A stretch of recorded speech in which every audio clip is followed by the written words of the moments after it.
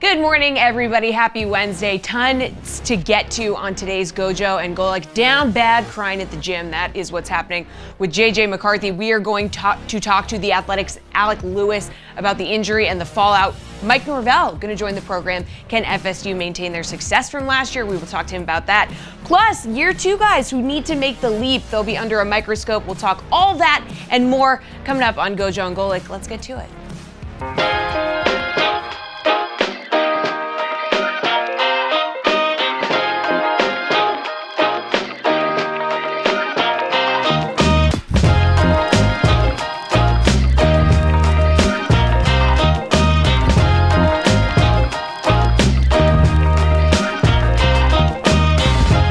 What's up, everybody? Welcome to Gojo and Golic. Mike Golic Jr., Mike Golic Sr., and Jesse Cofield here. We got a great show for everybody. As always, make sure you download, subscribe, rate, and review us. Leave us a 5-star rating. Check us out here live Monday through Friday, 8 to 10 a.m. Eastern on the DraftKings Network. Jesse mentioned some of the great guests we have coming up. After we're talking to Mike Norvell, we'll look at our ACC 4 big questions for the Big Four, Power 4 college football conferences.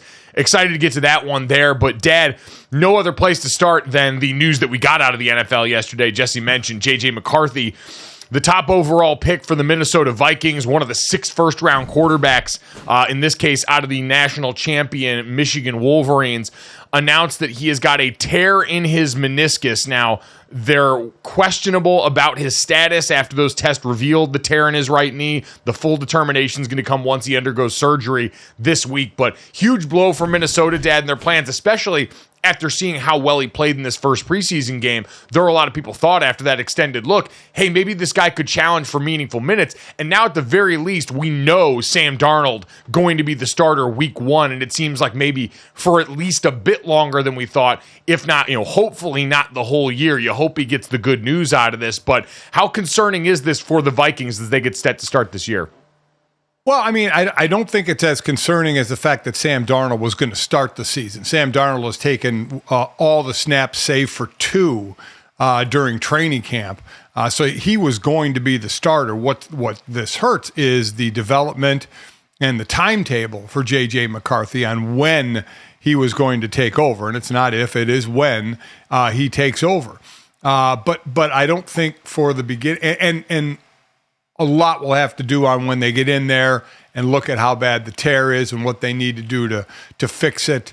of how long he's going to be out. So really it's hurting JJ's development more than anything else, and not how the Vikings were going to start the season. So it's really kind of a mixed bag, I think. I would agree. I think that was what I worried about the most. Now, J.J. McCarthy played a fair amount of football at Michigan, and certainly in some critical moments. So he's not a player, although he is lauded for the gifts, coming in where we necessarily say it's like Trey Lance, where, man, you need to play football, or Anthony Richardson, who's in year 2, who just needs reps because the volume that he got in college just wasn't enough for some of the areas of improvement that he needs. You'd like to see JJ throwing the ball more than he was forced to at Michigan. But any young player, where now, Dad, especially if this surgery goes and he were to have to miss the entire year, now you're going through in the beginning of the offseason, you're spending time rehabbing instead of doing all those things that you want to see for him there. So the concern right away for J.J. McCarthy is injury, anything that disrupts the early portion of a quarterback's onboarding in the NFL. That's a long-term question. So, again, there is an option in this where he complained about soreness he didn't complain about soreness until reporting Monday. This injury happened late in the appearance in their win over the Raiders this weekend. It was after he had already played the 30 or so snaps that Kevin O'Connell wanted him to play, came off to the sideline, and then started experiencing some of that. And so doctors, when they go in, are going to decide whether he just needs, I love this, a trim of the meniscus, which could allow him to return this season, or the full-on repair, as if they were just going to go in there and prune his meniscus a little bit. And so, Dad, I don't know if you ever had a meniscus injury, if you know like what JJ would exactly be dealing with here. I've had mostly 10 on the shoulders, but 2 on the knee, but neither was a meniscus. So I do not know. I just know that the severity is going to obviously determine the time he has out, just what you said, whether they have to just trim it up or full-on repair it. So no, I've not had a meniscus. So it's just kind of a wait-and-see approach. And as we said, it just hurts the development right now, the practice reps that you get to see. But not necessarily how the season would have started. It's a shame for a kid that came out of, I'm sure there were Minnesota fans and other football fans that thought, oh, he's going to push Sam Darnold sooner rather than later. The most popular person's the backup quarterback, especially when it's a high pick and you know they're going to play. If you see the starter struggling at all, the call comes in for the new kid to come in, but that's not going to happen unless it's a short-term rehab session for McCarthy. And even with that, you're going to be overly cautious because he is your first round pick, because as they hear with all these guys, you're eyeing a long future. You want a decade plus with this quarterback. You're not just worried about what you can squeeze out of him in the year, but avoiding that long term, I think, is just as much about avoiding biting into his first offseason as a pro, where you see so much of the growth for these guys at that position. So we hope we get good news on JJ's front. But, Dad, now it really feels like the NFL season, because I have seen people everywhere trying to sell me the hope of Sam Darnold. Once again, Sam Darnold, in the right environment, in the eyes of a lot of people, still holds a lot of promise in the NFL, as he is now on his 4th team there. For anyone unfamiliar, Sam Darnold, former first-round pick with the New York Jets, spent 3 seasons there before he got shopped to the Carolina Panthers for 2 years, the San Francisco 49ers last year as the backup to Brock Purdy, and now Dad was expected to be the bridge guy over here, came on a 1-year, $10 million deal, and has always been this big ball of talent. Like a lot of these young quarterbacks, people were enamored with what he could do with his arms, some sloppy feet, mobile enough to hurt you.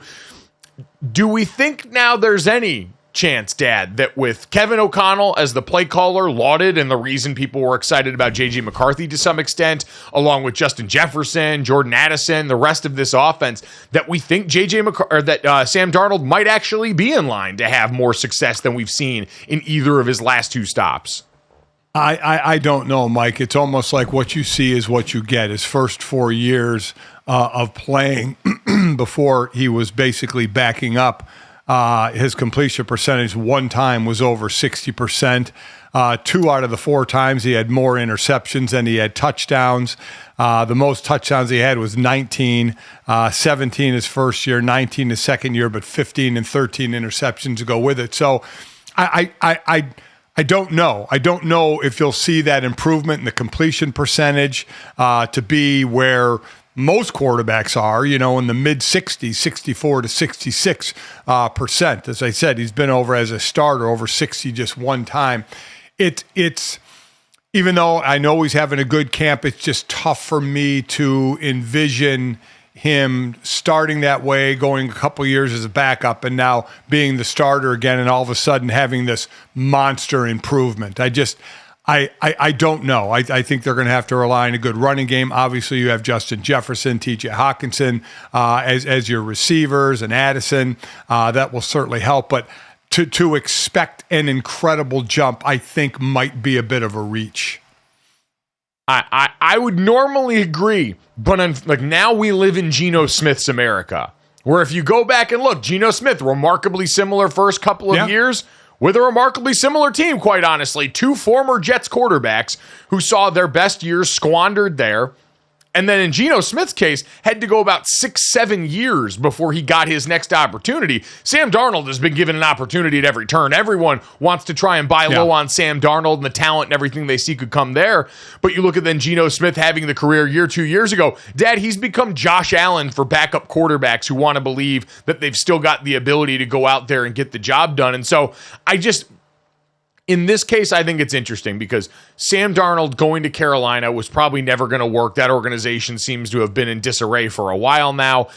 And then going to San Francisco, it would have been about having an opportunity. And Brock Purdy made sure he kept the door firmly slammed on that as he had a career year last season. And so Sam was never going to get on the field there.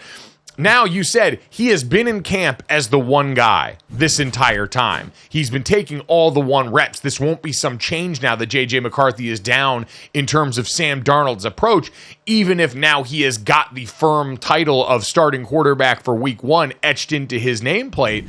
I don't know. Let's put it this way, Dad. This will finally give us the answer once and for all. I am looking, because everything else, there were caveats for the last 2 teams. This is going to give us the answer of if Sam Darnold actually has anything left, because Kevin O'Connell's the kind of play caller that people respect enough to believe he will put him in the best situations. You've got the best, or at least the highest paid wide receiver in football on that team, and so there aren't a lot of excuses left for Sam Darnold, and this is put up or shut up time. Finally, for a public that has watched him be will he, won't he for offseason after offseason since he left New York.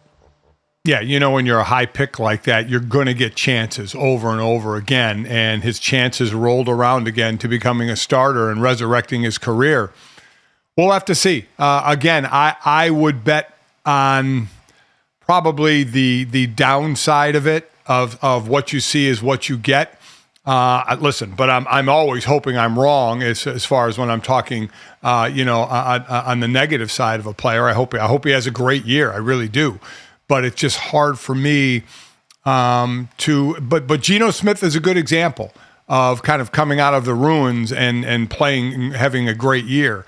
But I don't know. I don't know if I've seen it enough from Sam. I just seen too much of the turnovers to go along with the touchdowns to really put a lot of stock in. Yeah, here's a rebirth. He's gonna get on the right track now and be that quarterback that we thought.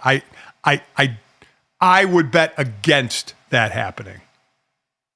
Yeah, I would say this. I would agree. I don't think in good conscience I could say I, at this point, expect much more than dead dog average for what we're going to get out of Sam Darnold to go out there and be the kind of quarterback he's become, an incredibly important backup for teams that want an experienced guy, talented guy to go out there and run the offense. And I'll say this, again, with what we've described in the Minnesota offense, they don't need him to go out there and be the second coming of Joe Montana to go and be competitive based on the other weapons they've got around there. And I do think him as a veteran, if he can curb some of the turnover stuff, can go out and do enough to still have this team more successful and in a better place than they were last year. So I think that's probably the sell that I'm comfortable with.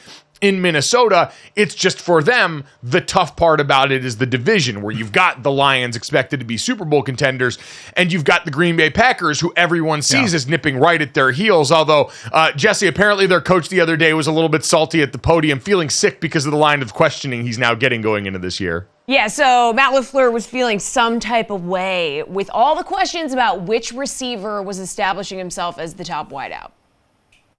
I get I want to vomit every time I hear number one receiver, to be honest with you. It drives me crazy. That's something that you guys talk about. I feel like we got a bunch of them, so.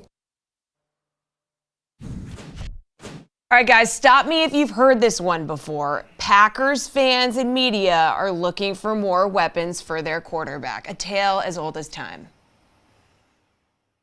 Yeah, I mean, Dan, I don't know.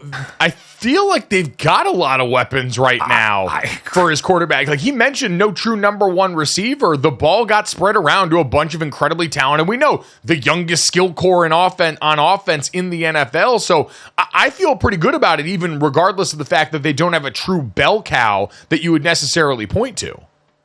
I agree. I think they have a good amount of talent, from Reed to Dobbs to Wicks to Christian Watson's had the injury bug a little bit. That has certainly slowed his career some. But you had Luke Musgrave who got hurt, played 11 games, but Tucker Kraft came in. You have two tight ends that are capable.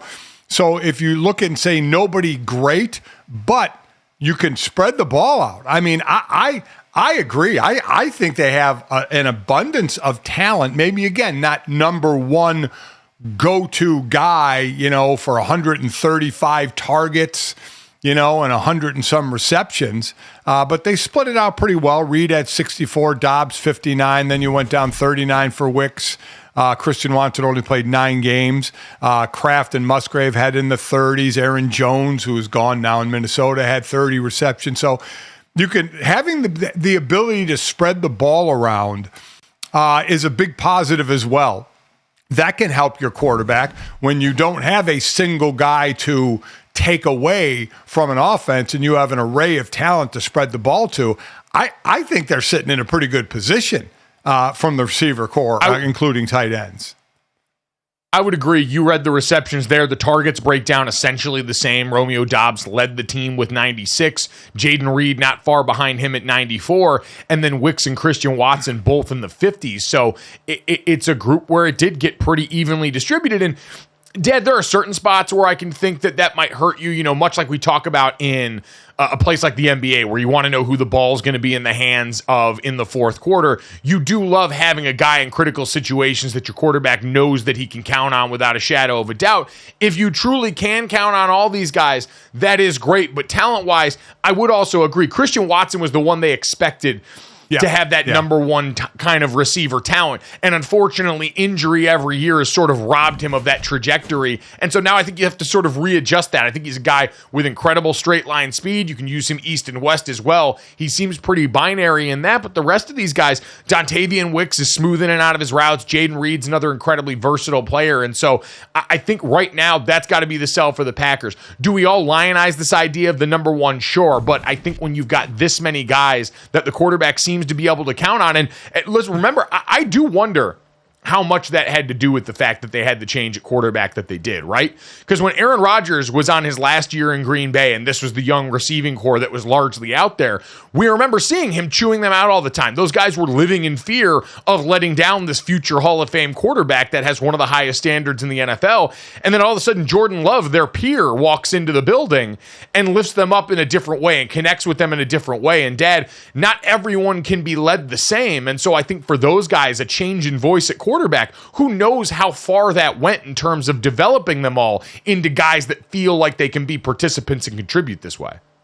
I agree. Listen, it's you look at San Francisco and the way they spread their talent out to Aiyuk. We wait and see what that situation is. But Aiyuk, Debo, Kittle, Christian McCaffrey.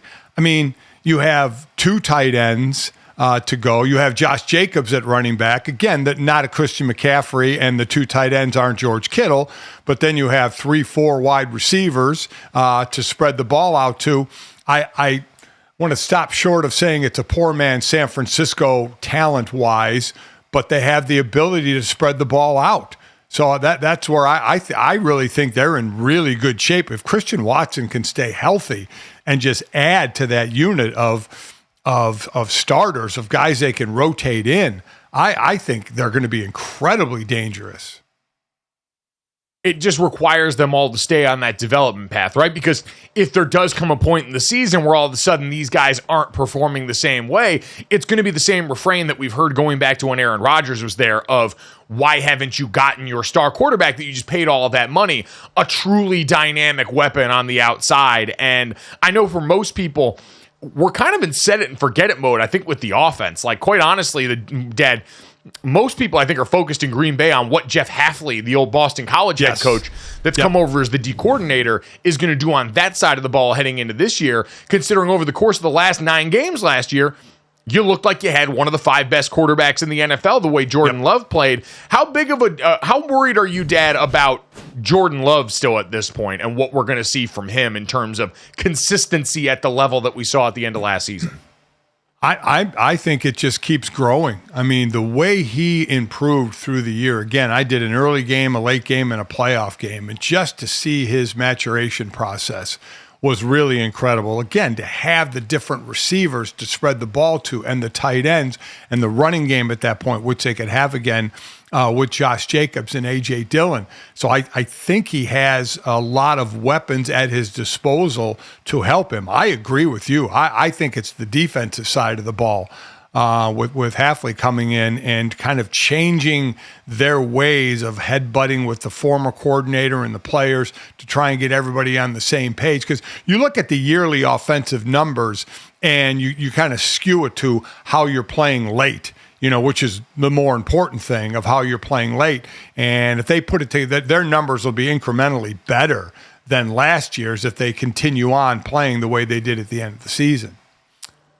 Yep, offensive line stability as they influx a couple of new bodies potentially there could be interesting, but the expectation is, all right, we have secured our quarterback of the future. We've got this young core of receivers that grew last year, and now this will only continue to add to it. The NFC North going to be a fascinating ride this year, but again, we hope J.J. McCarthy gets the best news possible out of his situation. Speaking of news, though, coming up next, we got wide receiver holdouts galore in the NFL. We'll zero in on 2 big ones next.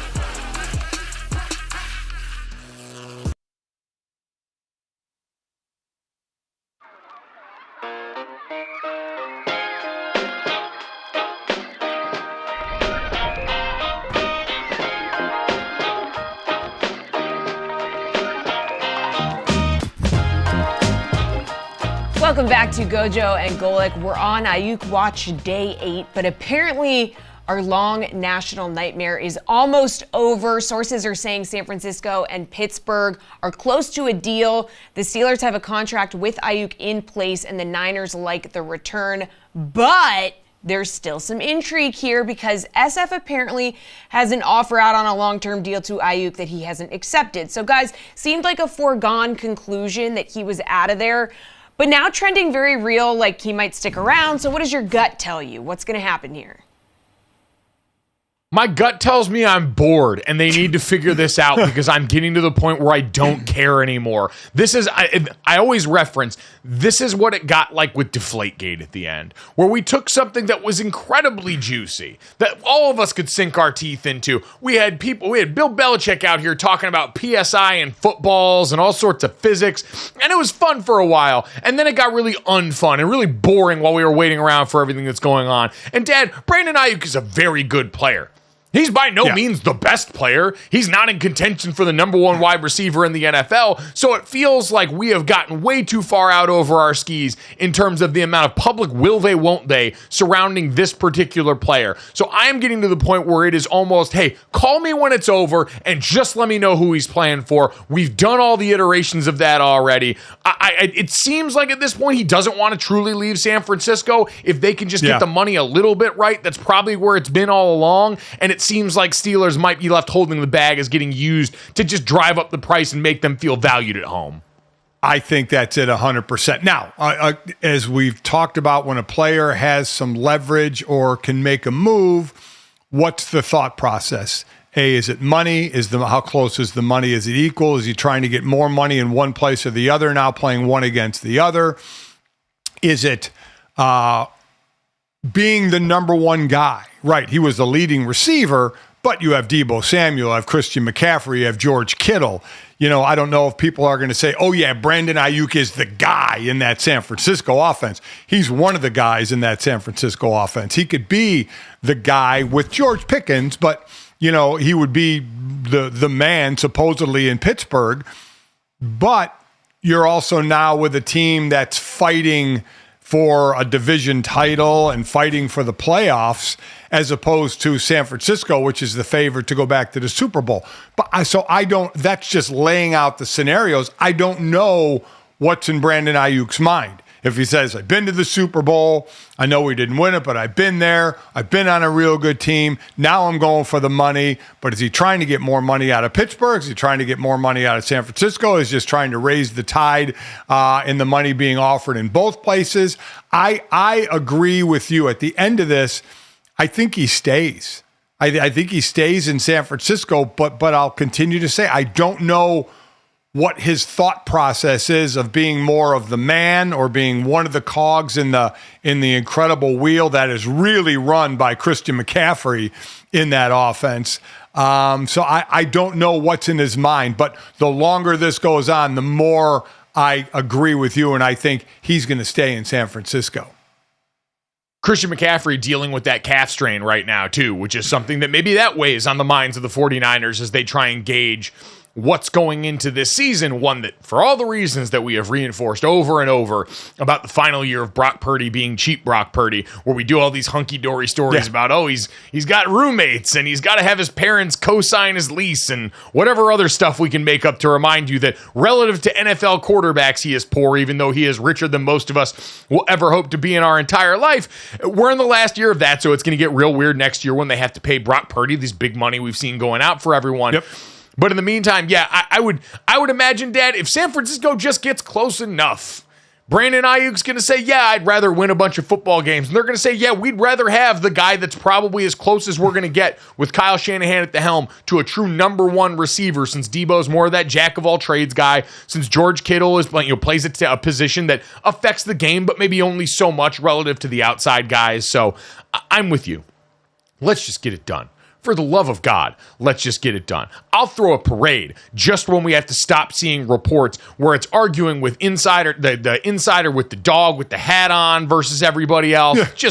It's become too much even for me, who's terminally online. So 49ers, we're getting to that. This is too long. Hey, I'm not reading all that. Congratulations, or I'm sorry that happened to you. But Jesse, this one a little bit interesting though. In the AFC North, the Cincinnati Bengals all of a sudden in an interesting position with Jamar Chase not showing up to practice yesterday. Yeah, and that was the first time that he hasn't physically been at practice, okay? So got to ask the question here, if he holds out or if he continues to stay off the practice field, do we think the Bengals are going to struggle out of the gate? Seems like the obvious answer here is yeah.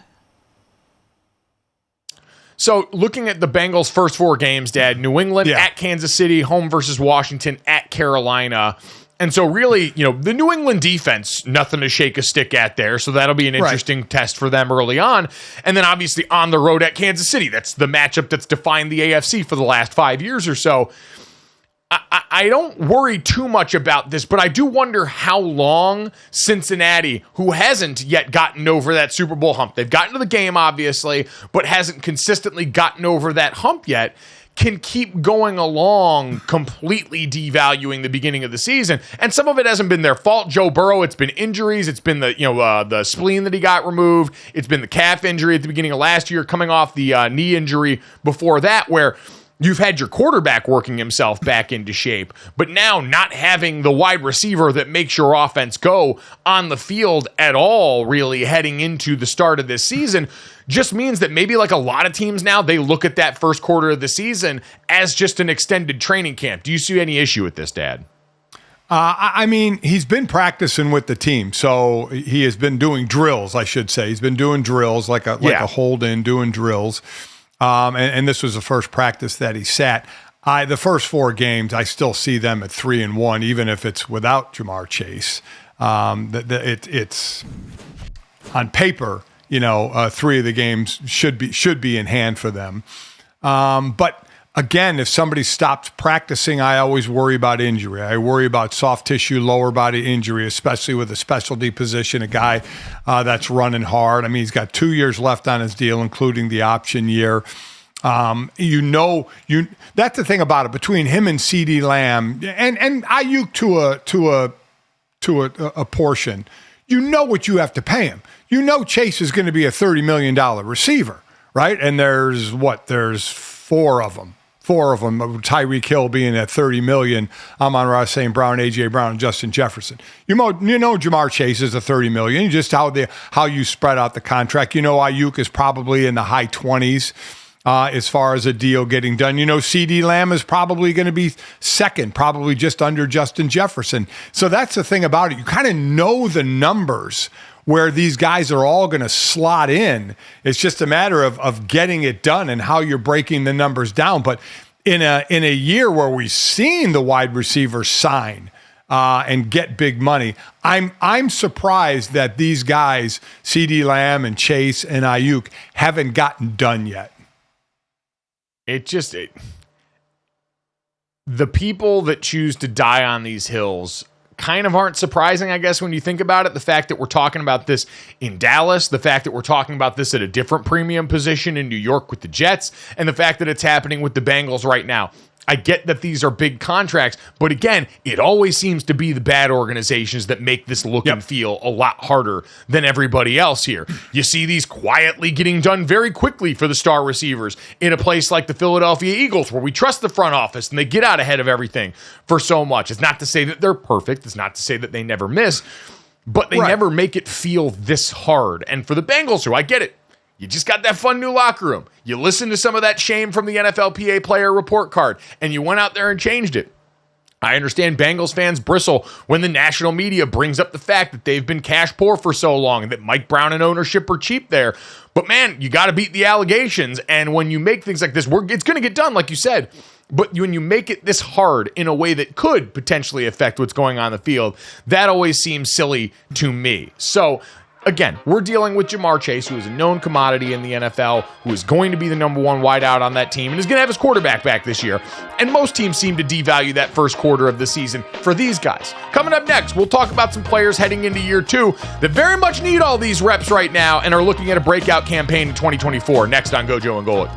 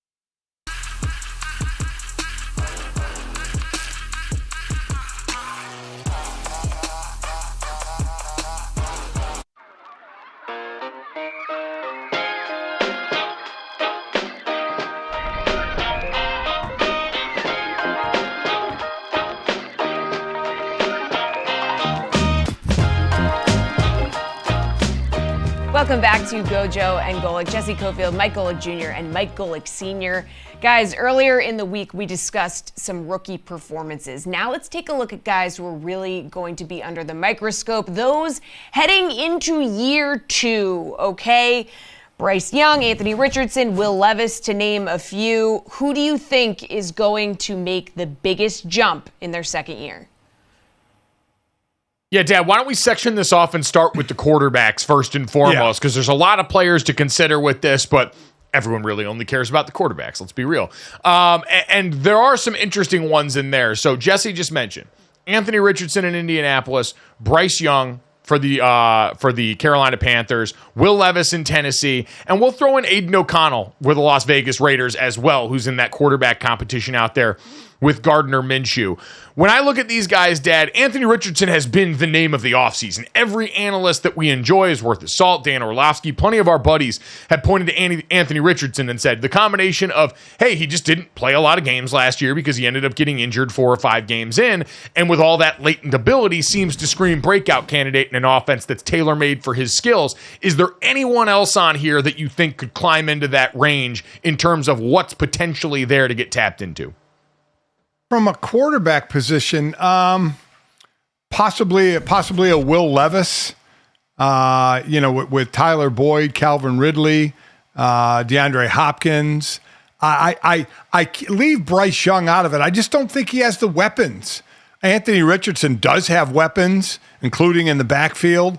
Will Levis, now they have some weapons as well. So I would look to those two Levis got more time than Anthony Richardson because Anthony Richardson got hurt. But it's tough for me not to go Anthony Richardson with what we saw out of him in just 4 games, 4 rushing touchdowns, the size of him, the athletic ability of him, the receivers, the surrounding weapons that he has, the O-line that's still a really good offensive line. It's just hard to not go past him to think that's going to be the guy that has the biggest jump. Yeah, for the Colts, you mentioned the offensive line. That was probably the biggest boom from last year. For the most part, that group bounced back to 2022, or the 2021 version of them, not the 2022 version. Bernard Ryman, their left tackle that was sort of a project coming out of Central Michigan, seems to be playing really well. Josh Downs being out is a tough blow for that team. He was quietly got a lot of action last year, even when Anthony Richardson was hurt. And so dealing with that high ankle sprain, hopefully he's able to come back from that, as they might have to rely on A.D. Mitchell a little bit more there. I'd agree. Anthony Richardson's probably in his own category now. The game against the Broncos in the preseason still looked like a guy who has some work to do in terms of the overall polish on his game. Early there, rattled by a little bit of pressure, moving around in the pocket, maybe getting the ball out on time, all those things that just come with reps that we've said over and over about his game, and that's still true. He still hasn't played enough games and game speed reps. Will Levis is the interesting one to me, Dad, because, and again, we're looking at such small sample sizes. I don't want to put too much of this about the preseason, but I thought it was interesting going back and looking at what he did in 2023. And in the games that Will Levis played in, so among quarterbacks with a minimum of 100 dropbacks last year, Will Levis had the lowest percentage of throws between 0 and 10 yards, so in the short area of the field, but the 7th highest percentage of throws behind the line of scrimmage or at the line of scrimmage, and the highest air yards per attempt in the NFL, 10.5 air yards per attempt on his passes, which meant he was boom or bust last year. He was either dumping it off behind the line of scrimmage, or he was throwing YOLO balls to DeAndre Hopkins down the field with sometimes, different levels of effectiveness going along the way. He sort of got that Josh Allen bit to him, where the things you like about him, the arm is live as hell. He seems fearless in the pocket. Like, he'll stand in there and take hits. He's not really disturbed by a lot of tight spaces in the pocket, and he'll let it rip. You just wanted to see, hey, can you corral it a little bit? The same stuff we really talked about with Josh. And again, it is a limited sample size, but he seemed remarkably composed going out there in the action that we saw in running the offense that, remember, with Brian Callahan coming over from Cincinnati, who, when Joe Burrow was there, the highest percentage in the shotgun of any quarterback in the NFL with a minimum of 100 dropbacks. Will Levis was almost exclusively under center for the majority of his time last year. A bunch of pistol stuff, but the majority of his snaps, 12 of his 14 dropbacks, came in the gun, and he looked comfortable, and he took what was there in front of him, and he dumped the ball off, and he did already in a short sample size, but in our first look at him this season, he did some of the things that you want to see him do, taking the next step. So I'm fascinated to watch this marriage of quarterback and coach. I got asked by someone a while back, Dad, if I had to bet him or Bryce Young taking a big step this year, I'd probably bet Will Levis right now. Oh, I would definitely bet Will Levis. And again, it's not all on Bryce Young. You look at the weapons around you. They put some more weapons around Will. Now, you don't have Derrick Henry smashing the ball. You have Tyjae Spears. They bring in Tony Pollard. So you have a two-back kind of a system going on there, but not the one back in Derrick Henry where you know you were going to run the ball. So it may even put more on Will Levis, and he's certainly not afraid to whip it down the field. So I would agree, of those two, Bryce Young and Will Levis, I would lean toward Levis just for what he has around him. Yeah, Bryce Young, I just hope he can get back to base camp this year. I have the expectations really low for what they've got to do in Carolina because, again, while they did go and try and address some of those needs, right, in terms of what they did in the draft, they took a couple of the Texas weapons off that offense, their tight end and their running back, Jonathan Brooks. They brought Deontay blanking on his last name right now, over from the Steelers as a weapon there, Deontay Johnson. And the offensive line, they invested, over $100 million guaranteed in protecting Bryce Young up the middle. They've done some things to help him out. I am still guarded because that's a quarterback that really had the foundation thrown off kilter last year. So I'm with you. Will Levis, outside of Anthony Richardson, is the quarterback I'm most interested in. Dad, let's look at some of the other guys here, some of the skill players, especially on offense, heading into year two. You've got Chase Brown of the Cincinnati Bengals. You mentioned Tyjae Spears with the Tennessee Titans. Jackson Smith-Njigba out in Seattle. Luke Musgraves for the Green Bay Packers in that weapon group we just talked about. Are there any of these guys that you're looking at as particularly interesting that have an opportunity maybe because the circumstance changed or the team changed a little bit heading into 2024? Well, I would look at a guy like Chase Brown because you look at some of the other guys, they're part of a group, Jackson Smith-Njigba, with DJ Metcalf and why am I drawing a blank on the other Tyler receiver? Tyler Lockett there. Luke Musgrave, we just talked about the bevy of talent they have at the wide receiver position there. Tyjae Spears going to split time with Tony Pollard. Chase Brown going to get the chance with Joe Mixon being gone. I know they signed Zach Moss, but Chase Brown can catch the ball out of the backfield. He's a guy that I could, especially with Jamar Chase, if there's any kind of hold up with him, where you need more of a receiving back out there. And Chase Brown, I look at him to have a little bit of a spotlight on him. Yeah, Chase would be interesting. And with the investment that we've seen Cincinnati make in their offensive line, you wonder if they'll give them early on more of an opportunity to go out there and lean on guys. As you said, while the passing game knocks off some of the offseason rust, because at this point, that kind of seems what Cincinnati's committed to. Saying, yeah, you know what? We'll work this thing out with Jamar Chase when we need to. Yep. We'll treat the first quarter of the season like a preseason, like pretty much everyone does now. And maybe we'll try and explore some of the running game in there. Kind of do what Kansas City does, which is take the temperature of the current roster early in the season and say, yeah, we might lose some games, but we believe based on the floor our quarterback provides us that we're going to be in the playoff conversation. We're likely going to be playing football into January and February. We just need to figure out who is going to star in that.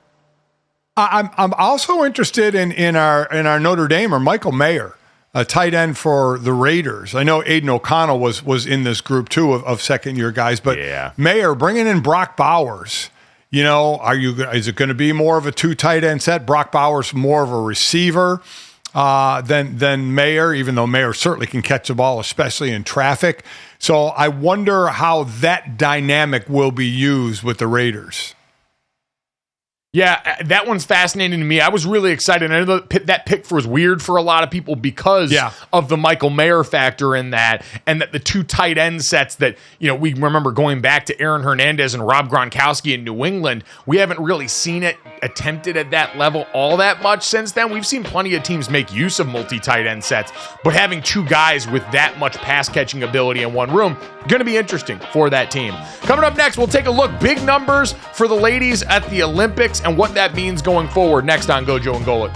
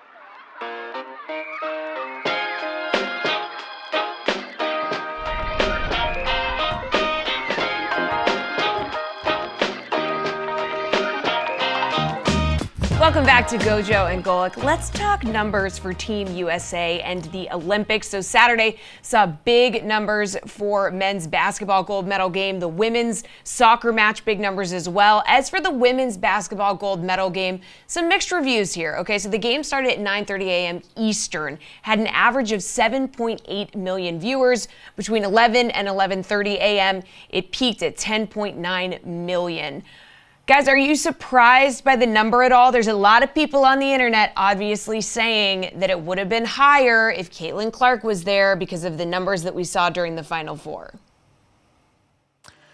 Yeah, I mean, listen, would it have probably been? Yeah. I mean, everything Caitlin Clark does adds numbers to the equation, but that doesn't mean that would have been the right reason to put her on the Olympic team. We've got to wave bye-bye to that very silly notion that people want to hold on to. Dad, not all that surprised, just because, again, like out here on the West Coast, I did wake up and it was on at 6:30. So it was one of those things that you had to actively get yourself up to go do. But even on the East Coast, having something that big that early is always going to kind of throw people off and I think skew these numbers some. So I'm not stunned, were you? Oh, no. It definitely, the time an event starts has a lot to do with it. I mean, we're used to our time zones and give football season. So you in the West Coast, you start at 10 a.m. East Coast, we start at 1 o'clock for games. 10 and 1 and 1:30 and 1 and 4, 4:30. So to have the West Coast have it at 6:30 on a Sunday morning, I think is going to be difficult to have a tune in. I do think time of game is relevant. You look at most of the Olympics during the week, most of the live events were in the afternoon, or I guess would be morning, would be afternoon in Paris time into early evening, and we would show replays in prime time on NBC of what you already saw during the afternoon where people are working. So I do think that time of day definitely makes a big difference. Yeah, I think the comparison is the thief of joy with the men's Olympic run this year, too. What a special set of circumstances. We talked about what Caitlin Clark is for box office numbers.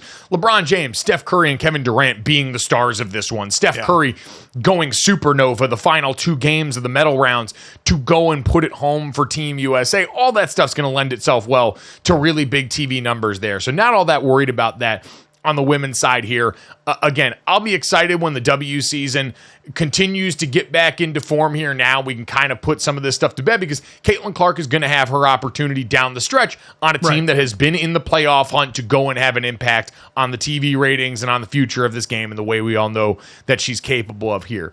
This all begs a larger question, though, and I saw this on the timeline yesterday, Jesse, and I had to go and put on for my new city because everyone loved getting into the time zone debate about what the best area of the country is to watch sport. Jesse, I don't know how strongly you feel about this as a lifelong East Coaster. Yeah, I mean, I don't even know. My brother and sister both live in LA, and they say it's amazing to be able to do that. And the person on the internet, said that, it's worth the earthquakes to have the sports schedule. You agree with that, Gojo? You'll take the earthquakes if you can just, wake up in the morning and have football? Yeah, Dad, to me, it's silly that people would even dispute this notion, the idea that waking up on a Sunday morning in the fall and immediately having football ready for me on most days, waking up on fall Saturdays, where usually you've got the noon kickoff as one of the earliest rounds of football, and having that at 9 o'clock in the morning, having your day done in the single digits before you get to bedtime, all of that has been a huge win. I've been out here 2 years now. I grew up on the East Coast. I spent my time in the Midwest, even though South Bend, furthest west in the Eastern time zone. Fun fact for them. And it is so far and away a superior sports watching experience here. You live in Arizona part of the year. You get this bump. Oh, it's the absolute best. When you can get up at 10 in the morning and watch an NFL game and have the last NFL game on a Sunday when you have to go to work on Monday start at 5 o'clock local time on the West Coast. It's the best. Because anything, when you start getting 10, 11 o'clock and later, it just gets crazy on the East Coast. You get people that are just going to go to bed if they have no horse in the race. They're not going to watch it. It's death. It's when you are able to experience both you definitely, I don't know who wouldn't lean toward the West Coast. It's a horrifying I get it for people that have real 9 to 5s too. Yeah. Like it's a different thing altogether for people that have real 9 to 5s who are saying, hey, this is happening before I get home from work or this, that, and the third. Like, I understand that we're fortunate in that part of it. And really, like, we're not getting more sleep. Our show starts at 5 o'clock local out here. I'm getting up at 4:15 in the morning. So it's not like I'm getting demonstrably more sleep, but it just feels different mentally. My favorite sports watching day since I've been out here was the Men's World Cup quarterfinal against the Netherlands. It was the same weekend as conference championships for college football. And I rolled over to a bar to watch with a group of people at 7:30 in the morning as Team USA unfortunately lost that one. And then it rolled right into the Big 12 championship and right into the rest of the day. And I get to go home and like tuck myself in on the couch at like 6:30, 7 o'clock at night. It was glorious. And I don't know how someone would sacrifice that for late nights. Like, Pac-12 after dark is awesome. It's Pac-12 during like dusk out here when you got that. God rest its soul. You guys also get to like go watch your games from like a cool outside bar or something. Like, just the weather in general too. Like, you're just winning right now, Gojo. Is there any other time zone that has a claim to this? I heard a lot from the Mountain Time people, which I have the least experience in that time zone, so I'm going to leave that to the experts. I will say it does strike a nice balance. If you are a person that doesn't like to wake up and feel like you immediately have to jump in, you know, I'm always marveling at dogs who wake up immediately going 100 miles an hour, especially the little ones that our family tends to have. And so maybe if you're a person, Dad, that wants to get a couple of things done around the house or wants a little bit of free time before college game day gets going, maybe Mountain Time is the only other one I would accept. Well, that is the other thing. I mean, as far from a difference of time, if you want to get something done on a Sunday before NFL games start, on the West Coast, it's 10 o'clock. So, you know, guys are not doing any honeydew lists, getting anything done before 10 o'clock. You're waking up, you're having some breakfast, and you're turning a game on. And then you're watching it all the way until 8 o'clock at night, you know, after the last game starts at 5. So you kind of lose the day to do anything, where on the East Coast, you do have till 1 o'clock. You have the whole morning to get some work done if you want to get some work done. So there are pros and cons. I think there are more pros to the West Coast, without question. But there can be cons as well, especially in the other sports. I mean, on the East Coast, with the NBA basketball finals or the playoffs, I mean, my God, starting those so late the way they do, it's just brutal. I don't want to stay up late. It is. I'm out on staying up late. No. And it's not like you've got the youth watching this. They're going to take it in on social media. The start times don't matter for them. TikTok. Think of the olds. Yeah, they don't care. When you're making these start times. But the idea that Scott Hansen yelling 7 hours of commercial-free football at me at 10 o'clock in the morning Pacific is somehow a bad thing or somehow less desirable because it's a little too early in the morning. No. I know ball too well to know that. So I don't know. I'm psyched for that this fall. I mean, the London game too, because in this tweet, a lot of people bristled at the notion, like, what are you waking up and watching at 6:30? You do get the London game that starts at 6:30, which you kind of have to set your alarm for. It's the closest we as American fans get to being like Formula One fans consistently, where you got to set an alarm to watch a sporting event. But again, even like if it's your team playing, it's one thing. But I want to paint this picture for you. Imagine it's not your team. I don't really, God love our dear sweet Emerson, but I don't have a huge vested interest in what happens with the Jacksonville Jaguars, who are basically playing home games in London half the time. So if I miss Jags Cardinals in London in like the first quarter, but I wake up and I walk out and immediately there's football just waiting right there for me in the middle of the morning, you're going to tell me that like a little morning action right there for you, a little saucy start to your day. There's a huge win for that. A huge win. There's a huge... Yeah, there's a huge win, though. Again, unless you have a family, if you have kids, you're waking up and you got football on at 6:30, you got football at 10, you got football at 1, you got football at 5. You know, you may have to make some choices and some sacrifices about what you're going to watch and what you're not going to watch for those that have families out there. Duh, we're not watching football all day. We got these little demons running around. We got to watch them. Yeah. Sounds like a personal problem. Oh, come on, Scott Hansen, and DoorDash are going to be over here having a great time all fall on Sundays, all Saturdays. Going to be great stuff. Coming up next as we look ahead to fall Saturdays, Mike Norvell going to stop by and talk to us about how the Florida State Seminoles go and maintain that 2023 standard. Next.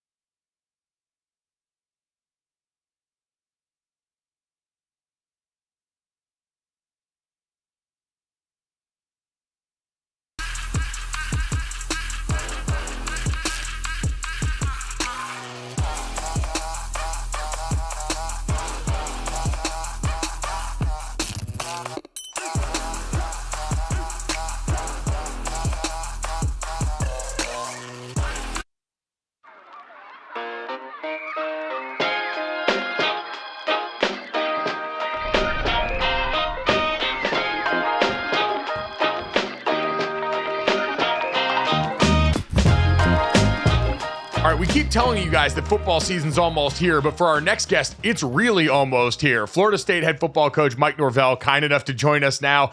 And Coach, this interview, as of this interview, when we play it on Wednesday, you're going to be a week from leaving for Dublin to open up college football season against Georgia Tech. So good morning, and how are you feeling with that news in mind?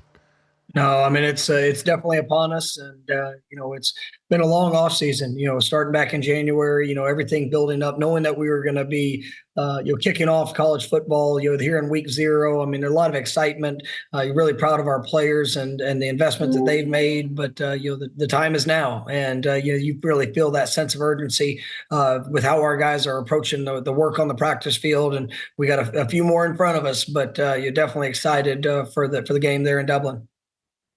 Even though you had winter workouts, spring practice, the summer workouts, now you're in the August workouts. When it's upon you this soon, do you still feel like, oh man, we don't have enough time?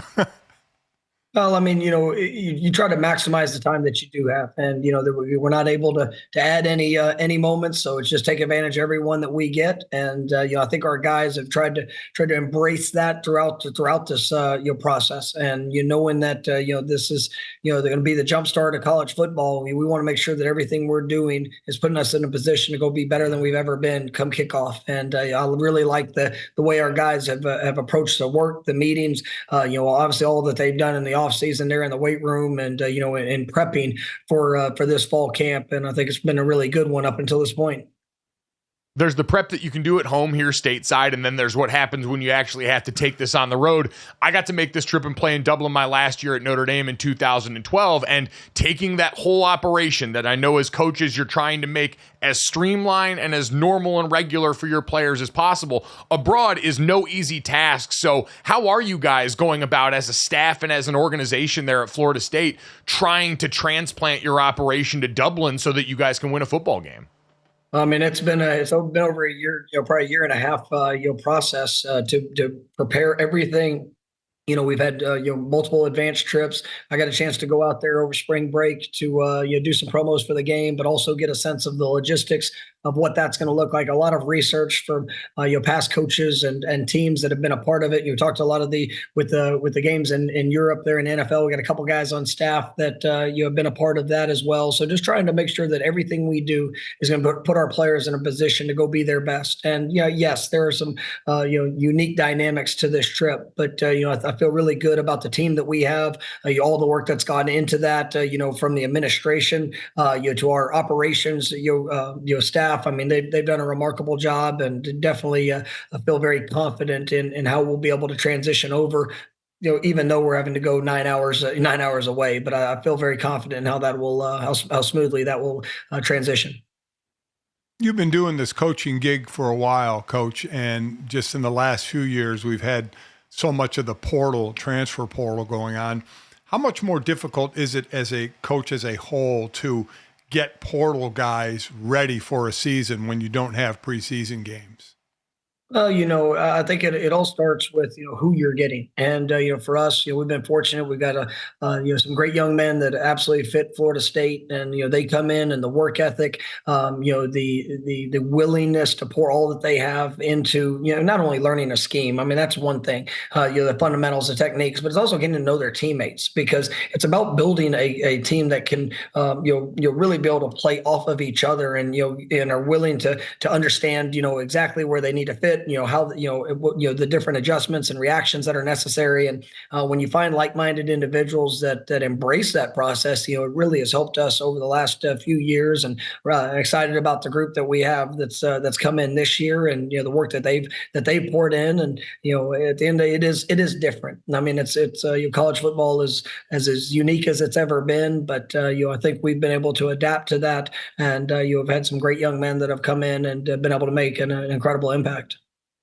Yeah, I would say in the portal era, you guys have done as good a job as anyone at finding impact players in that area of football and so quickly getting them to be productive on your guys' roster. And you're going to have to do it again this year, this time at quarterback, where Jordan Travis, one of the 10 guys that you lost heading towards the NFL this year. Now DJ Uiagalelei comes in, and you had so much time under task with Jordan. How is it going about coaching not only a player that you're just getting here now new this year, but also one who's on his third stop in his college football journey as a quarterback?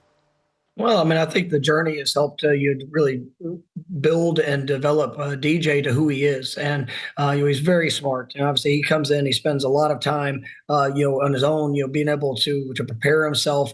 He's so very well respected in the locker room because of his work ethic and what he does. He's almost 40 games of college starts, so he's been in the fire, and some of that has gone really well, and some of it, he's had to face challenges and had to work to work through those challenges, throughout his journey. And I think every part of those experiences have built into who he is. And, he's done a wonderful job since he got here in January, just, pouring into his teammates, really doing all that he could to invest into them. And, obviously he's doing a great job of learning another system. And because it's not just his second or third, he's had to he's been through this process a few times. And, that's something that I think has allowed him to transition pretty easy, and definitely bringing all of himself into this program. Big time transfer quarterback, wide receiver as well with Benson, but also that O-line had a couple of transfers as well, and it looks like your O-line is Joe Moore Award worthy this year. Couldn't have said that a few years ago, but it seems to have really built. And boy, what a way to help a transfer quarterback and some new players to have that O-line built. No, absolutely. And we got a great group of guys that are coming back. I mean, you look at Maurice Smith, Darius Washington, Jeremiah Byers, Rob Scott, is back healthy this year. Guys that, I think all those guys have over 2,000 snaps in their career. And then you're able to bring in, some really competitive and talented transfers. I think are going to add a great dynamic. And then, we've had some younger players that have been in the program for a few years that are really developing and pushing to emerge. So I feel it's the best depth that we have. I think that it's definitely a group that has the talent and ability, but what I love is just the cohesiveness of how they've worked together. And because that's as much as anything when you get out on that field is make sure you got those 5 guys playing as one, and they've really embraced that process, and they've done a nice job for us. Dad mentioned that's probably, at least from the outside looking in, what feels like the biggest difference from when you got to Florida State to now, the way you guys have turned the trenches on offense into such a strength. How did you and Alex Atkins go about building that group and creating this kind of depth, but also a group that can be this effective and a strength of the team? Yeah, I think Alex has done a great job, and from evaluation, just the physical and mental development that it takes. I mean, Coach Storms, our strength and conditioning coach, has done a remarkable job with those guys. As I mentioned, that early group. I mean, 3 of those players, started as freshmen here, and at times it looked really ugly, to be honest with you. Those first couple of years, but they had to work through some of those tough situations, and their bodies grew, they developed, they improved through all of those experiences, and now they're playing fast, they're playing confidence, their bodies have caught up to what you want it to be here at this level, and and there's a lot of confidence in that group for what they can do. You look at the defensive side, you lose Verse and Fisk, who are teammates now with the Rams, but you have a couple other edge rushers in Peyton and Jones Jr. Peyton putting on some weight, had 7 sacks last year. So talk about your edge rushers. Yeah, I think, as you look at that group, I mean, I think it's as much depth as we've had at the end position. We got a couple guys, Sione, is another transfer that's come in there at the defensive end position. That's going to be able to keep that rotation. Byron Turner is a guy that played a lot of football for us. But when you talk about, Pat and Marvin, I mean, I think those are 2, elite level, talents and guys that, have a great skill of not just, getting to the quarterback, but, also, the physical nature of what it takes to be able to play the run, be well-rounded. But I do think because of the overall depth that we have at the end position, we'll be able to keep those guys fresh and obviously be very aggressive in our attack there on our defensive front. Yeah, that defense that by the end of last season especially was just vice gripping opposing teams and choking them out. Certainly seems like that group once again going to be the standard bearer on this team. Coach, big picture going into this season for this group of guys. It had been such a build through your time here at Florida State to get to the point where last year you guys are in contention for the college football playoff. You're one of the best teams in the country. With graduating all of that talent and having to rely on this depth, what has been the message to your guys now? Has it changed at all going from building towards that standard to now maintaining it as what's expected to be, AP number 10, one of the top teams in the country again? Yeah, the standard is still the standard, and it's for us. Our objective every day is to go get better. And for what we've done, for what we've been through, for the guys that have come in, my expectation is go be better than what we've been, and continue to push to be the best of us. And I think our guys, that's what's helped allow us to get to this point. But moving forward, I think it's the only way that you'll be able to sustain it is just as you see that constant improvement, and that's something that our guys they understand the expectations. They're not going to change around here. We're going to push to be the best that we can be in all things that we do, whether it's on the field or and that helps allow us the opportunity to sustain some of the success that we've been able to achieve. All the head coaches my son Mike and I have been talking to, we always have to ask them how you're dealing with the talk of the NCAA video game that's out, and all the kids are playing and having to hear about that all the time.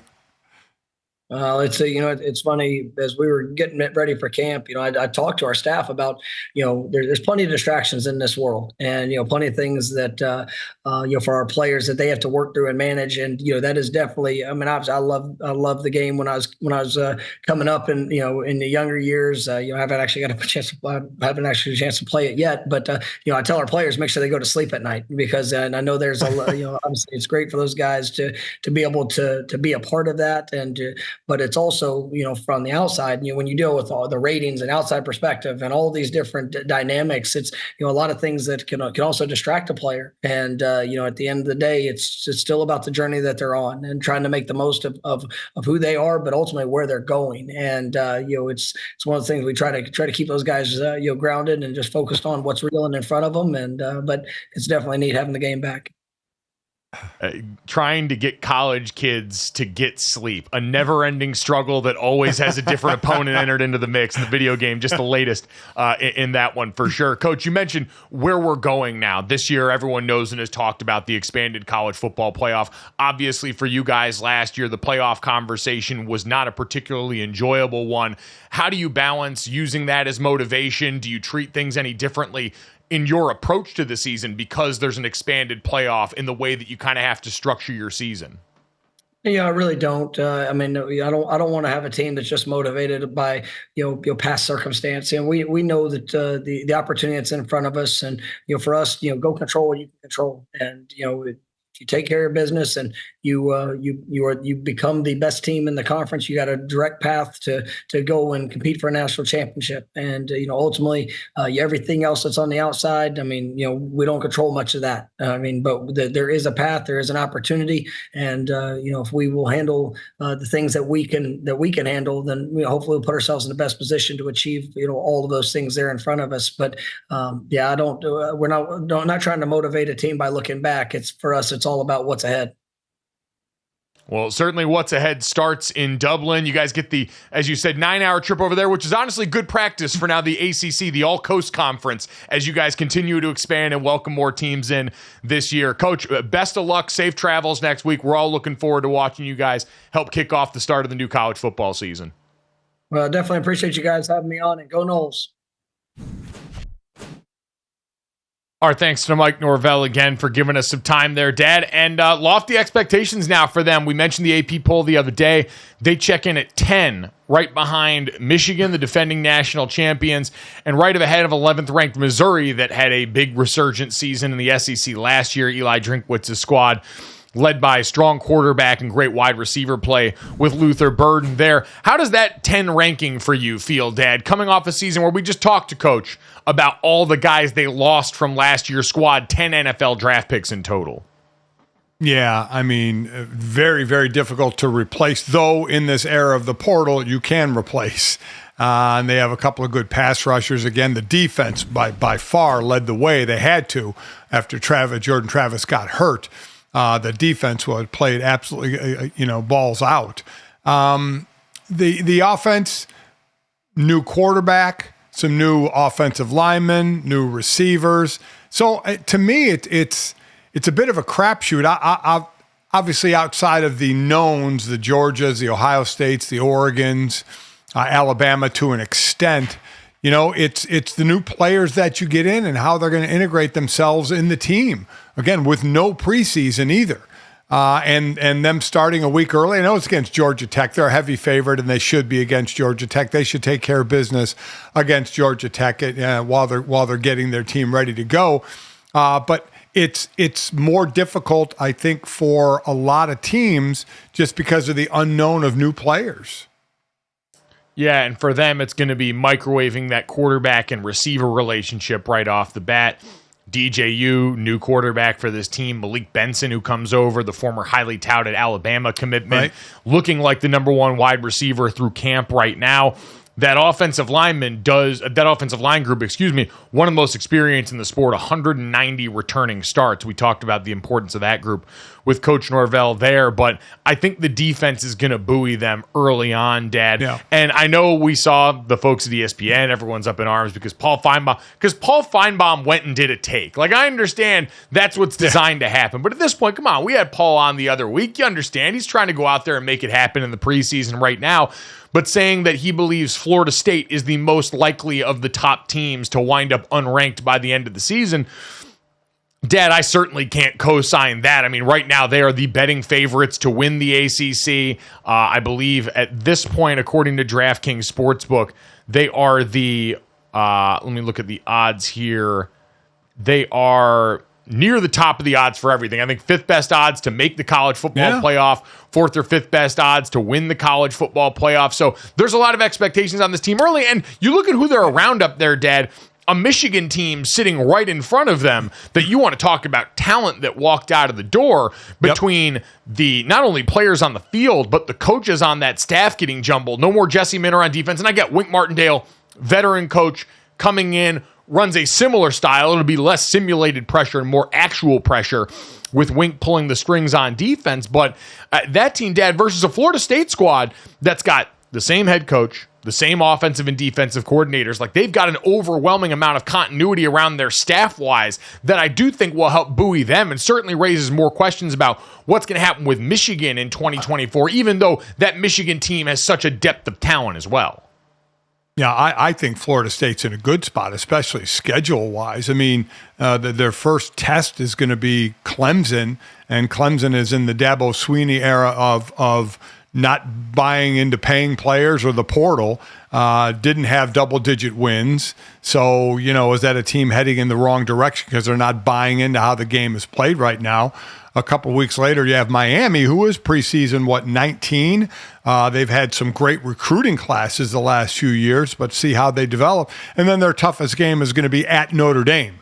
I think without a question, that'll be their toughest game, and that's later in the season. So the schedule is certainly favorable to them.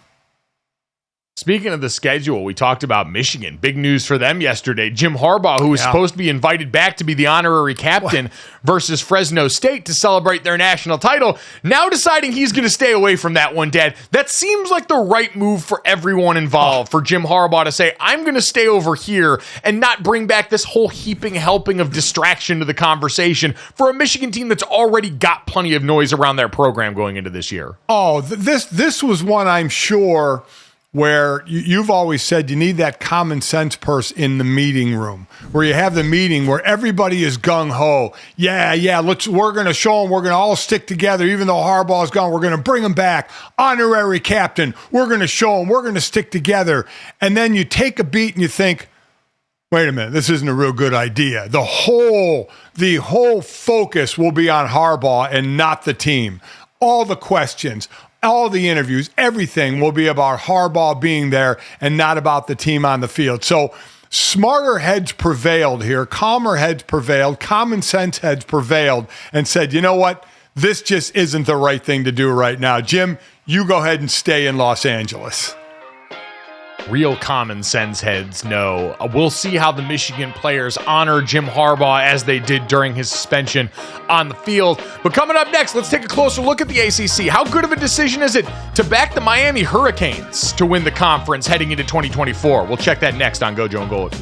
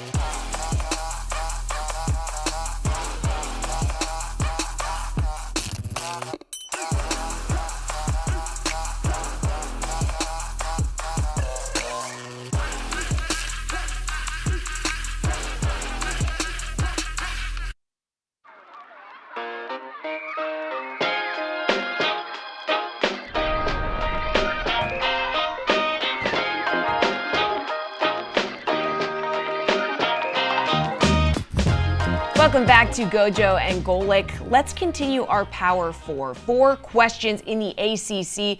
So we just heard from Mike Norvell. Seminoles ranked 10th in the AP preseason poll. Top for an ACC team, Clemson, Miami, and NC State, the only other 3 in the rankings. So let's get to our first question for the ACC. Obviously, we talked a lot about Florida State already. So I just want to know, with the expanded playoff, can they maintain last year's success and make the playoffs here? What do we think, fellas?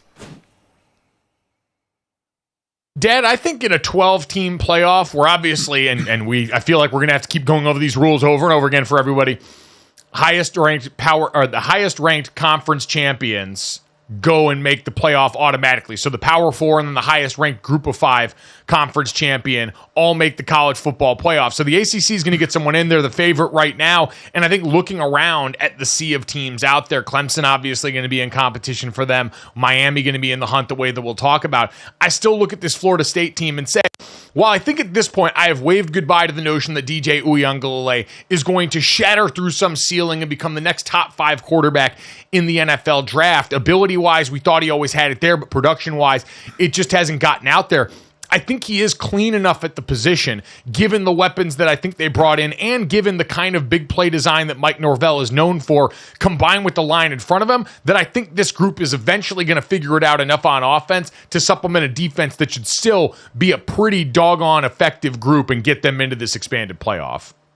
No, I think they're going to win the ACC, so that's going to automatically get them in the playoffs. I don't know who's going to really challenge them. Obviously, we have a couple other teams we're going to talk about, but I do see the offense being good enough, the defense leading the way again in a conference that isn't overly deep like the SEC.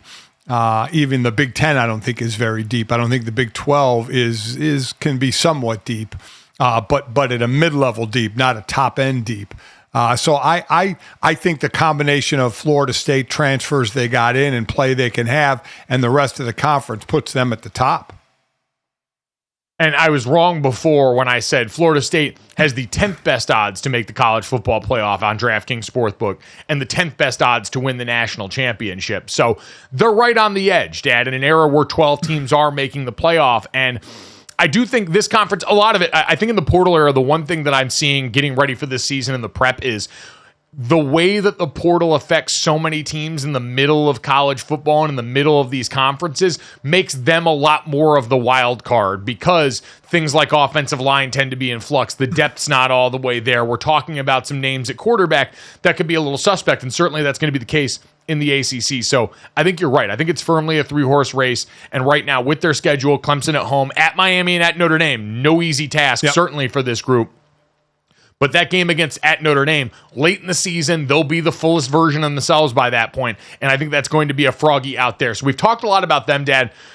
Let's get to Clemson. I saw a lot of strong reaction yesterday to something Heather Dinich said on Get Up over at ESPN, basically saying that, yeah, Clemson we know is going to have a great defense every year, but until the quarterback situation takes a decided step forward, and for Cade Klubnik going into his second full year as a starter, we're waiting to see that still.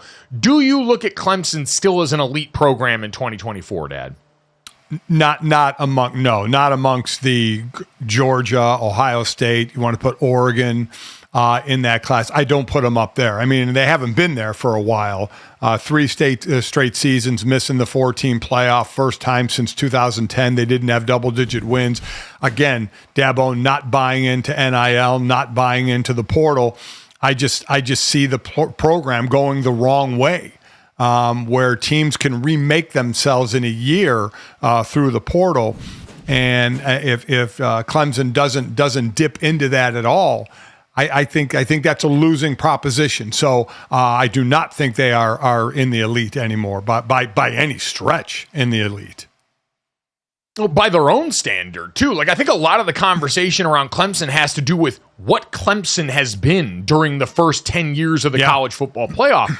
Which is one of the faces of the thing. We mentioned 6 times they made the national title, or 4 times they made the national title, 6 times they made the playoff, 2 times they won the thing, and they did it with quarterbacks that were faces of the sport type quarterbacks. They had that run going all the way back to Taj Boyd that was otherworldly, a run that we probably won't see again. It's unreasonable to expect that. And then we hit DJ Uiagalelei and Cade Klubnik, and now all of a sudden, it's taken a little bit of step back there. It's taken a little bit of a step back at receiver that was so prolific for that team, and they haven't demonstrated ability to go out there and be able to hit at that same standard when those positions in particular, and Dabo Swinney's a former wide receiver coach, so that's big for him, when those positions haven't hit the same. The defense has survived the transition from Brent Venables pretty remarkably. I don't worry about that side of the ball. But, Dad, I will say, unless Cade Klubnik really develops in a way that Clemson fans are hopeful that he is, but I think he is rightly questioned for this team, I don't think you can consider them elite in those same ways that they were, and that, like you said, those few teams at the top of the sport that we really talk about as title contenders are at this point. Yeah, I'd say stagnant is the word. I think they're just kind of stuck where they are, maybe be a little better, probably not be a little worse, but maybe be right around what they were. They had, 4 conference losses last season, more than the previous 6 years combined. They're just going in the wrong direction. It's a high floor still, though. Like, Dabo Swinney is a very good coach. They do develop very well in that program and recruit. That's the reason he has bet so hard on that. But in some of those areas that have traditionally been so great for them, would have been great to go out and get garnishes in the portal. And instead, you're walking into this season still one of the favorites. You're the second odds-on favorite to win the conference behind the next team we're going to talk about, Dad. Are you buying or selling the Miami Hurricanes in 2024 in year 3 for Mario Cristobal? Man, I'm telling you, they're getting top 10 recruiting classes, and now we're rating portal classes. Their last couple of portal classes have been top 10. They have 3 800-yard receivers, a 1,000-yard running back. You keep waiting for them to be back, right? And not back to where they were in the Jimmy Johnson prominence and those coaches, Schnellenberger. I don't think back that far, but start to be back. Because of the talent that they're getting, they are buying into the transfer portal in the NIL, and they keep ranking high in again, some of these classes. So you're wondering when it's all going to get put together, when it's all going to click for them. And maybe this will be the year, maybe not, but maybe I would put them slightly ahead of Clemson. Interesting. Yeah, it seems to be, if not now, then when for Miami, because you have been doing a lot of the other things right in terms of the way you've structured NIL, the way that you've gone out and attacked recruiting with Mario Cristobal there. You got to get through this season without anything resembling the debauchery that happened at the end of the Georgia Tech game where you lose solely because of Mario Cristobal as a coach. Right. That's going to be a stink that he's got to wash off himself. And then this is a big bet on Cam Ward. You got the best quarterback available in the portal in most people's estimation. It sounds like he's a legitimate culture changer in the way that he leads that team down there. Damian Martinez in the backfield too. And that offensive line took a big step forward last year. And I think for Mario Cristobal, that's what people hoped and expected the most there. The lines of scrimmage starting to look the way that they did last season. So I'm buying Miami. I still wouldn't pick them to win the conference this year, but they got to go out. Tough test early on. They're on the road at Florida to start the season in a game that's going to be one of those stress test games for both sides and teams and programs that are at critical junctures. Dad, let's quickly, best of the rest. Is there anyone outside of the top three in the ACC that interests you at all? God, I mean, not really. North Carolina State, Louisville. I mean, I think they'll be just below the Florida States. Really, Florida State. I think Florida State is the cream of the crop. And then I would say I'd put Miami next before Clemson, and then Louisville and North Carolina State, who took a little bit of a hit on defense. I really think this is a one-team conference in Florida State. A lot of people interested in Virginia Tech. Kyron Drones at quarterback was sensational, really helped their rushing attack, especially last year coming on late. Louisville's got seventh-year Tyler Shuck that I don't know I can get excited about. Yeah. NC State, are you finally going to break through? They've been an 8-9 win team every year. That 10-win ceiling eludes them.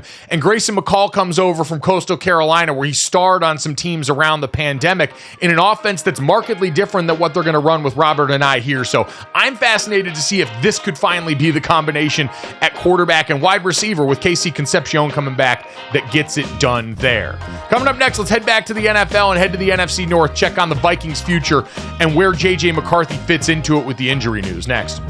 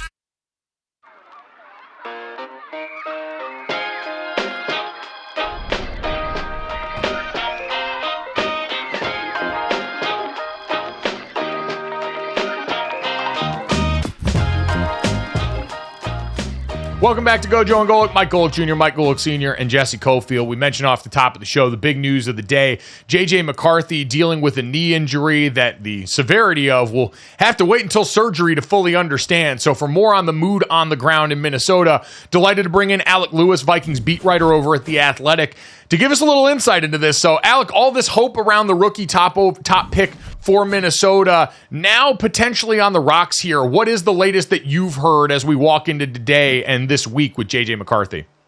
Yeah, I mean, it was a brutal bit of news to get Monday afternoon, really. It was like the Vikings held a night practice, and typically Kevin O'Connell just talks before those and gives his typical, like, we're excited to be out here with the fans. And that day before he got into that, he said, we've got an update for you on J.J. McCarthy. He came in today with some general knee soreness. And at that point, you kind of knew like something was a little off.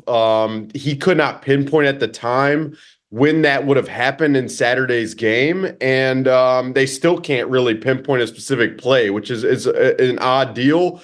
And potentially just the nature of some of these injuries. But from what I know, he's going to undergo surgery at some point this week. And that operation, the extent of that operation is going to determine how long he's ultimately out, whether it is a short-term thing where he can maybe kind of get back on the path that he was at after Saturday's game, which was really ahead of schedule, I think, in everyone's minds internally, or whether it's long term and they've got to really ride this thing out with Sam Darnold and Nick Mullins as the backup. So it's going to be pretty interesting to see the overall severity. And I told you guys before we came on, like, you look at historical precedents for this injury, and they just run the gamut in terms of how long it is, the extent of things. So we shall see.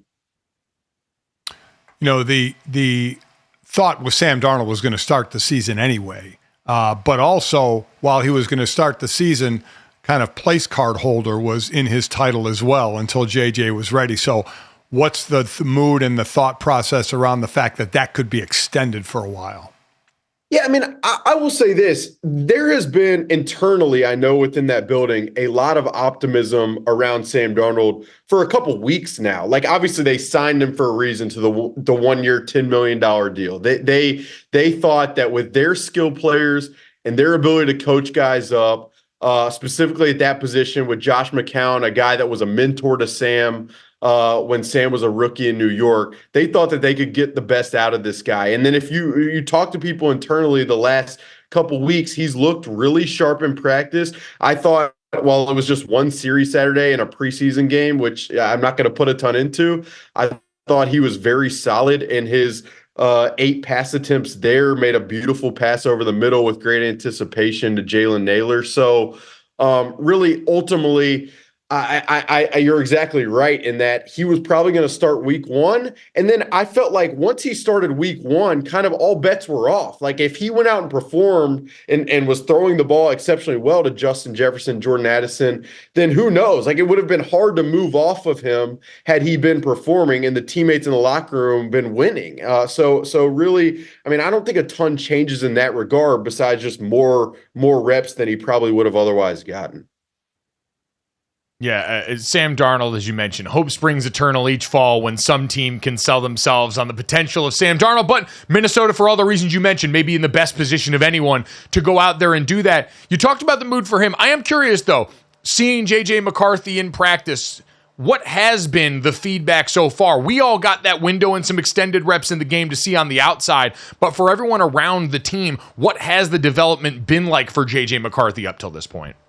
Yeah, I mean, it's kind of worth noting the process that they wanted to take. So from the time they drafted him with the number 10 pick, Kevin O'Connell and this Vikings front office was like, we want to be long-term with this. We don't want to rush this guy who just turned 21 in January and is much younger than a lot of these other quarterback prospects. And then he comes in the spring. He wasn't absolutely phenomenal in the spring. Like, there were some wayward passes. The accuracy was not great, but then he stayed in Minnesota over the summer. He even worked in some workouts with Minnesota native Adam Thielen, and he said that really helped him out. And Adam was great in terms of providing some of the tidbits that were relevant with the offense. And then from the get-go in fall camp, JJ McCarthy, like I would tell people after practice, I would tell my dad, I would tell friends, like this guy has looked way better than I thought he would. And it was like exceeding expectations. And so for him in that game, just this past Saturday, to throw the interceptions and then respond the way he did, for me, that was like, this is what we've seen for 3 weeks now. The velocity is, I mean, it is, you go out to practice, as you guys would know, you can tell when a guy can really rip it. And he has that. And so, I mean, again, given what happened Saturday, I think that's why the pessimism and just it's been upsetting here, because people could start to dream on what he could be for a franchise that has looked for this type of player at that position forever. Well, what you do now is you move on. The best ability is availability, and he's not going to be available for a while. So how about the other first-round pick, 17th pick overall, third defensive player taken in the draft, Dallas Turner, the edge rusher? How has he been looking? Yeah, in the game Saturday, it was a showcase of what he is, which is as athletic as, I mean, in terms of speed on the edge and overall like ability to bend. I think that stuff, and as you can look at me, I'm not a elite pass rushing mind, but I think that stuff is the type of quality that you cannot teach. For me, the questions that I'll have with Dallas are just overall physicality and size on the edge, where he's probably going to have to stop the run. And then just technique, where these tackles in this league are as refined as ever. I mean, that for coming from Alabama, he's faced a lot of elite players, but I think the technique level of things at this level is probably going to be a challenge for him. And then, I mean, you mentioned availability. So, and we'll see. I'm in Cleveland for joint practices, which they have today and tomorrow against the Browns. We'll see if he's available. They practiced Monday night. He was out there, but he did not participate. So we shall see. But you mentioned them picking him 17th. They moved heaven and earth to get him. I mean, if you tally all the picks, it was like 6 or 7 picks. And this is coming from a regime that in the past couple of years has not hit on a boatload of draft picks. So there is a lot invested in him, and it really has to work out beyond just what happens with JJ McCarthy. Yeah, you mentioned that work against premier tackles. We had Christian Darrisaw on last week who talked about the work that he had done with Dallas Turner and some of their battles in practice there. Only about a minute left, Alec. We appreciate your time today. As you head into these joint practices in Cleveland right now, we've talked certainly about quarterback, and we know what an important area that is. But for the rest of this Vikings team, what would you say is the biggest question they need answered in the remaining part of training camp about this roster?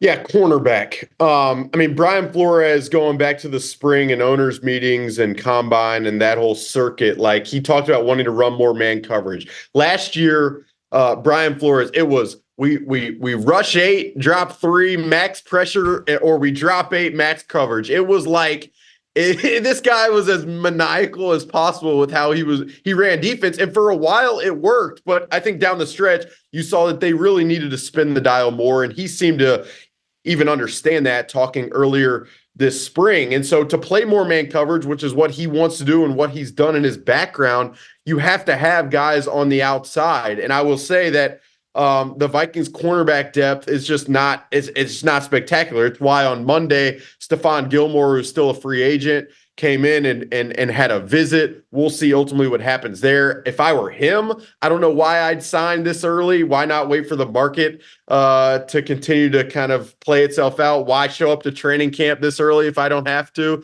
For a veteran guy like that, to me, it just doesn't make sense to sign this early. But cornerback, to me, is the one big question for this roster, specifically defensively. They have a lot of interesting skill players, guys on defense at the safety position, Harrison Smith and others, but that's the spot. And you mentioned Darrisaw, but like I think part of the reason now that JJ's not here, the only reason I'm here, I guess, is watch Darrisaw, Myles Garrett, and I mean, that's like, yeah, there you go. That's what I'm looking for. You got front row seats to the clash of the Titans going on there at joint practices right now, so it's going to be spectacular stuff. Alec, we appreciate the information. Stay out of the fights in joint training camp, and we'll talk to you soon. All right, man. Thank you, guys. Appreciate you having me. Thanks.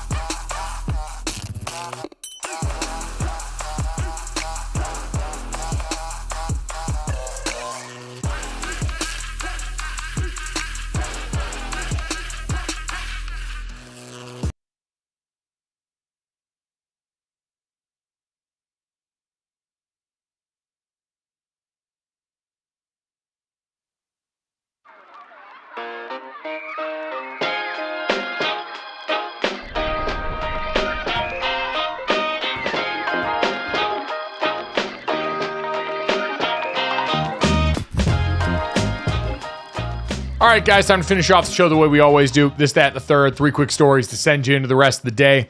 As always, make sure you download, subscribe, rate, and review us. Leave us a 5-star rating. And check us out here live Monday through Friday from 8 to 10 a.m. Eastern on the DraftKings Network, our YouTube channel, Samsung TV Plus, Roku, Xumo Play, all those fun places.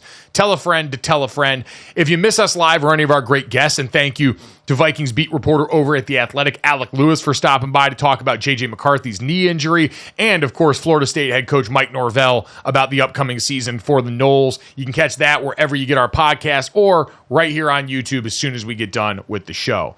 Guys, let's get to this. Hard Knocks, HBO preseason football show covering this year. The Chicago Bears debuted to record numbers in their opening weekend. It was the most viewed Hard Knocks premiere in 5 years, was the first episode last Tuesday night.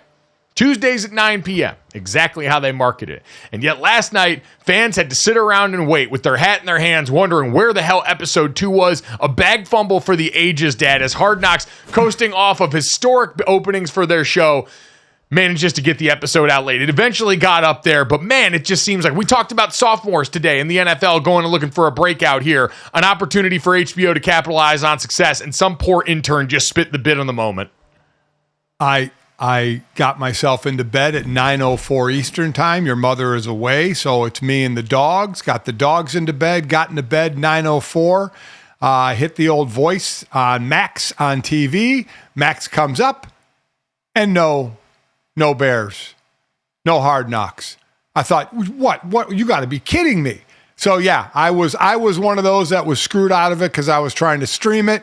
Oh, it was on regular HBO. I tried to stream it on Max, and it wasn't happening. So, unfortunately, didn't get to see it. That's a shame because, as you said, coming off a record high in 5 years, we had been discussing whether this Hard Knocks had been worth it anymore. And God forbid that I watched the offseason one with the Giants and was watching this one because it's the Bears and Caleb Williams, the number 1 pick, and there was interest in it. And now they fumble the ball. I guess and we'll we're see coming next off week. the weekend where the Bears actually played well. Like, you had Caleb Williams in the preseason game have those exciting plays, and everyone's coasting off this high, Jesse. And we just wanted a little extra hit of the good stuff right when we want it. Instead, I had to go watch and catch up on The Bachelorette from last night. I feel like we'll see next week if this was really that big of a deal. Like, yeah, it wasn't great, but I don't think it's going to, ruin everything. I don't know. Like, I feel like in terms of what Dad just described, the big bump in viewership, especially now in a time where people want things where they're supposed to be, when they're supposed to get them, kind of changes some of these things. Like, again, it wasn't there right away, so I had a million other things to watch. I had Monday night's Bachelorette episode, which Jen has really rounded into form as the season's gone along here. She's not taking any BS from these guys. Sent a few dudes packing in a way that I think really, again, you're never sure going in. I wasn't totally sold on her in last season of The Bachelor as someone who could really have the chops to go and pull this off. But credit where it's due. She has navigated the BS. I don't love the crop of guys overall, but you see what I mean? This is what happens when Hard Knocks goes up late. Okay, this is what I am driven back to. Senior. So next Tuesday, 9 o'clock rolls around. Are you not tuning in because of this?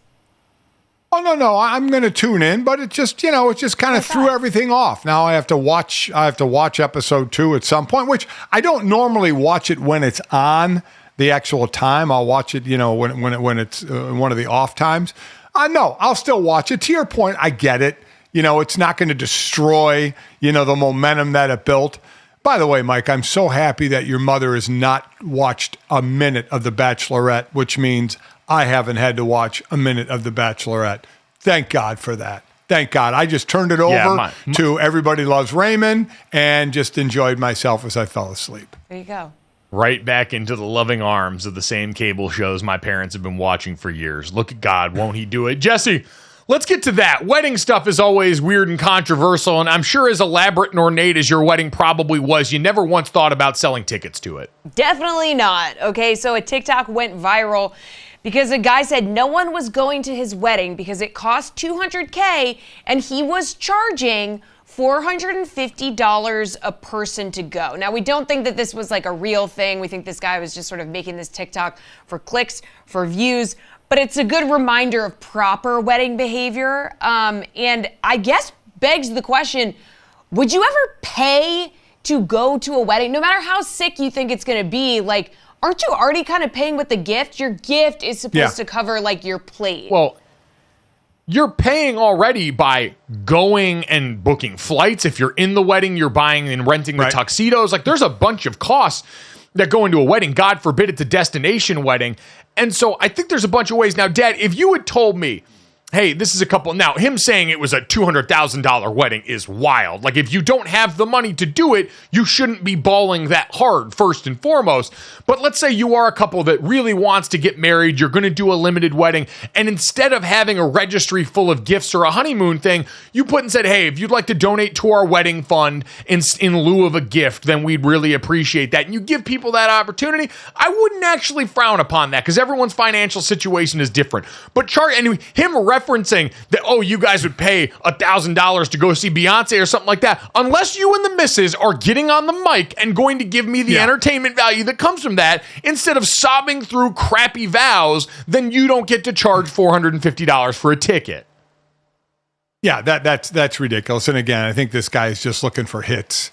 But I would agree that if you said in lieu of a gift or in lieu of whatever, to make a donation to help pay for the wedding, I would go about that. But to Jesse's point, your gift would be what the normal plate would be. So if you're eschewing that and just kind of paying for the wedding or for a proverbial ticket to the wedding, I could see it in that instance. But it's just so abnormal that you just would initially scoff and say, no, I'm not going to do this. Yeah, this is just like reject big wedding. Like, if you don't go on TikTok, don't go on Instagram, don't think that you have to do X, Y, and Z in order to get married. If you can't afford a big wedding and you got to be asking your guests to pay to come, baby, just do it in private. Go down to City Hall, or like just do it with just your family. Have a beautiful luncheon or something. But like, do not go out, bankrupt yourselves, or then ask your guests to pay for your wedding. It's just, that's not it.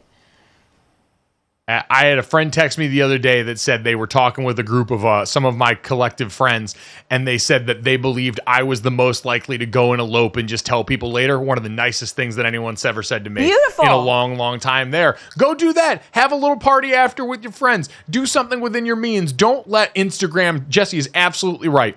Don't let Instagram dictate what you think you need to do to have the day and to have the person you're going to spend the rest of your life with. It's nonsense, and I have not been to... I've actually, I would say my sister's wedding might have been worth $450 a ticket, but most of the weddings I've been to, probably not the case.